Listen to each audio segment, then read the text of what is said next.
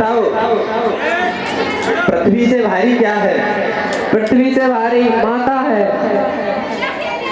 आकाश से ऊंचा क्या है? आकाश से ऊंचा पिता है। और सबसे बड़ा आलस क्या है? कर्म न करना सबसे बड़ा आलस्य है। आपने मेरे प्रश्नों का सही उत्तर दिया है, तो मैं आपसे प्रसन्न हूँ। आप जो वरदान मांगे वो मांग लो। हेलो। इटली मृत्यु के देवता यक्ष जो थे उन्होंने नाम सुना था कि युधिष्ठिर बहुत धर्मात्मा है और बहुत ही महान है। तो यक्ष जो थे वो युधिष्ठिर का साक्षात्कार करना चाहते थे, उनकी परीक्षा लेना चाहते थे। तो यक्ष ने ही इस तरह से एक तालाब में पानी फैला कर दिया और अंत में जब युधिष्ठिर आए तो युधिष्ठिर से यक्ष का संवाद हुआ। तो एक एक करके करीब 20 प्रश्न पूछे गए थे उनके द्वारा। सभी प्रश्नों का उत्तर एक एक करके युधिष्ठिर ने सही दिया।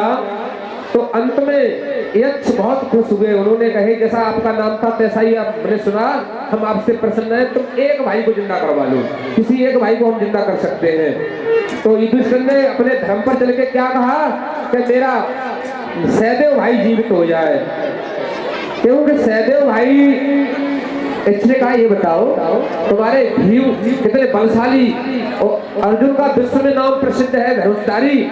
तो अर्जुन और भीम जैसे महान योद्धा को तुमने जीवित नहीं करने की कही और तुमने सहदेव को क्यों जीवित करने के लिए कहा? मुझे आश्चर्य है, इसका रहस्य बताओ।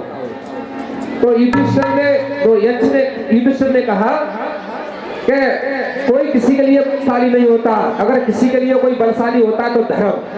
मैं कुंती का बड़ा पुत्र जीवित हूँ, लेकिन मेरी छोटी माँ है माद्री के दोनों पुत्र मारे गए हैं। तो मैं सहदेव उम्र में भी छोटा है और एक पुत्र माद्री का जीवित हो जाएगा और एक पुत्र कुंती का। तो कुंती माद्री ये तो नहीं कहेंगे तुमने अन्याय किया है।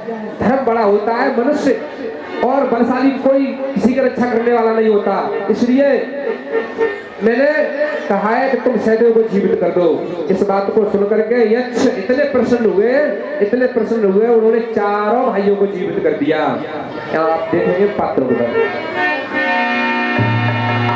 मैं आपसे बहुत प्रसन्न हूँ। आप एक अपने भाई को किसी को जिंदा कर सकते हैं।